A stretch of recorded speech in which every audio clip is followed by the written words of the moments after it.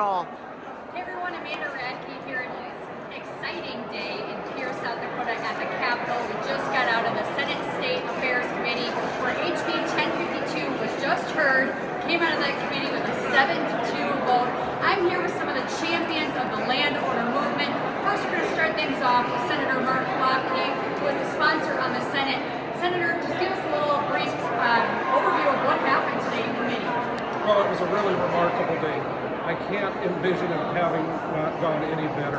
The amount of people that showed up and participated in their government was just humbling, and I still get goosebumps just thinking about it. Probably over 150 people testified on their own behalf in front of the Senate State Affairs Committee, and it really hit home.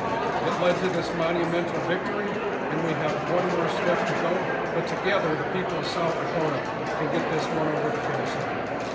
Now, Karla, you've been a huge champion of this the whole time. You carried this bill in the House. It passed out of the House with a 59% victory. What's the next step in this bill? This is the people's bill. It's the right thing to do. What is the outcome we're hoping for? Well, and of course, it is the people's bill, and that's why it should be a no-brainer that we need to vote for this. This is what the people have asked for. But yes, from here, that bill will move down to the Senate floor. It should be heard tomorrow. And so we just need everybody to get involved. And again, not anybody, any one of us can take credit for this. This has been a team effort with the people. And we have been so privileged to be a part of it. So yeah, we just got to get through one more vote tomorrow, and we'll be able to set this on the governor's desk. And finally, Speaker of the House, Jon Hansen, he came and lent his voice today to testify on this bill. A lot of people might not realize you've been in this fight since day one. You were in Leola, South Dakota when this first began.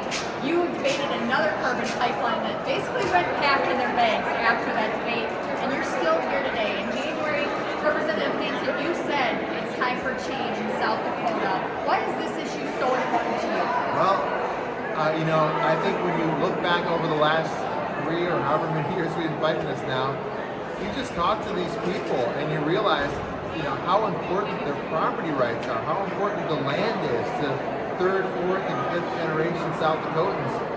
And it matters so much. And so just to be able to be here along the way and stand next to them and fight for them, fight for their families, fight for their rights, it's just meant so much.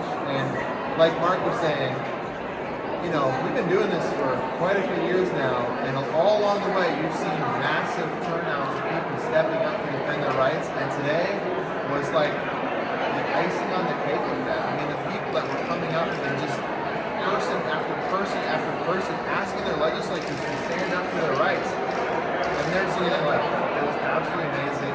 It's such a blessing to be a part of, and we're just going to keep doing everything that we can as representatives and senators to fight for the people's rights to their property. Now, I just have to ask, there's been some conversations about an amendment to this bill, of making it a 2/3 majority if they sign up, the other 1/3 doesn't matter. What would you say to those suggestions that we should have mob rule in South Dakota? Yeah, that's an incredibly hostile and unfriendly amendment. If 67% of people agree to take over your First Amendment right for free speech, that doesn't make it right to take away the other people's rights. Same with your gun rights. If 67% of people say, hey, you should be able to own a gun, that doesn't make it right to take it away from the other percentage. And the same goes for this issue. That amendment is just a terribly bad idea. It's probably one of the worst ideas I've heard this legislative session. And I hope the senators will reject that amendment and then go on to pass the bill as is. There you have it. I just want to thank you guys all for your servant hearts, your willingness to be and serve in the legislature, and on behalf of all South Dakotans that just want to control the land beneath their feet, they want to be able to say no, thank you guys for your fight. So the call to action is clear.